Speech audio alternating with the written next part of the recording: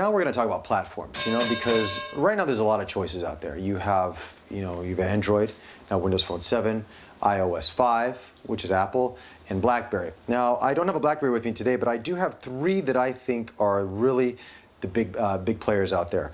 All right, so we have iPhone here. This is the king out there, baby. I mean, this has the most apps. It has the ecosystem. Everything you want, you plug it in. You don't have to plug it in anymore, actually, now with iOS 5, but you sync it and everything syncs. All your iOS devices sync. You don't have to think about it. Apple's done a beautiful job with this, and it's still, looking at their phones, it's like a piece of art. Fantastic. Beautiful, beautiful, beautiful. So this is a 4.5 out of 5 stars, okay? Moving on to Android.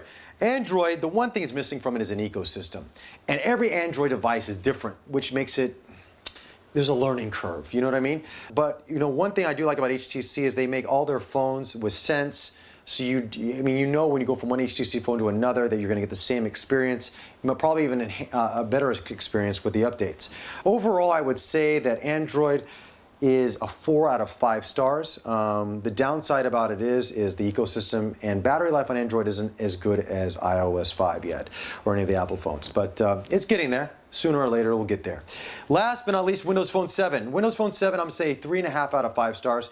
And the reason I'm saying that is because A, there's no ecosystem, and there's not as many apps. Now, that doesn't mean it's a bad thing. Now, when you have a lot of apps, it means a lot of junk is out there.